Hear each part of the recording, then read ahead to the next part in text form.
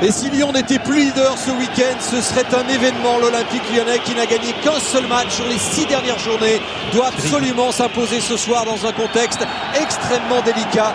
Les déclarations de Chris et Govou, la grave blessure de Govou, la suite du feuilleton de Fred qui n'est même pas du voyage aujourd'hui. On va savoir si Lyon a les ressources morales pour rebondir ou si le mal est bien plus profond. Grosso cherche Benzema, voilà enfin le premier ballon pour Benzema, il est bien négocié. Karim Benzema dans la surface qui cherche à centrer, deuxième poteau, et ce sera un corner. Le premier ballon touché par le meilleur buteur de l'Olympique Lyonnais, c'était un centre pour Delgado. Il est dangereux celui-là. Et aujourd'hui c'est Lyon bien sûr qui est leader, et c'est le coup franc que va tirer Juninho. C'est frappé, il avait choisi le premier poteau et ça a été touché par Vimbé. Ce sera un corner. Vimbé il assure le coup sur un ballon qui, je pense, était peut-être hors cadre. Touré encore bloqué. Il y a quelques mauvais choix. Delgado, l'attaque de Feghouli, ballon qui reste à l'avantage des Lyonnais avec Juninho, Ederson qui continue, bon décalage. Karim Benzema voulu redonner à Ederson qui frappe et qui marque. Et de la passivité dans cette défense grenobloise qu'on avait souvent cité en exemple. C'est peut-être le deuxième ballon de Benzema. À chaque fois une passe décisive en 10 minutes. Il a touché 2 ballons précieux, mais le deuxième c'est une passe décisive pour le Brésilien Ederson. 1-0 pour Lyon. Je noterai quand même qu'au départ de l'action, il y a une superbe prise de balle de Delgado qui est sur une action technique, a permis le décalage et a permis ce centre donc de Benzema pour et quelle belle année 2009 pour Ederson, buteur contre Lorient, à nouveau buteur aujourd'hui. C'est son 3e but de la saison.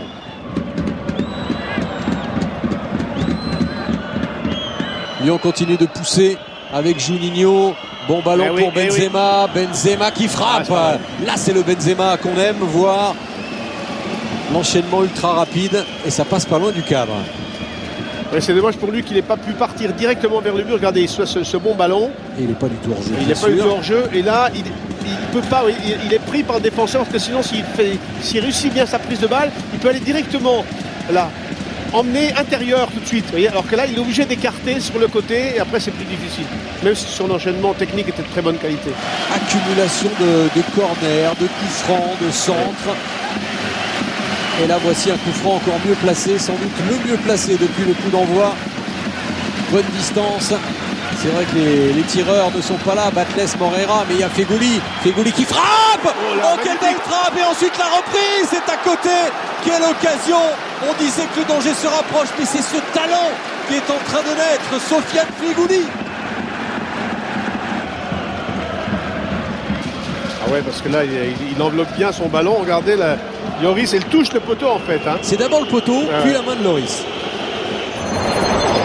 La chaise, Banning.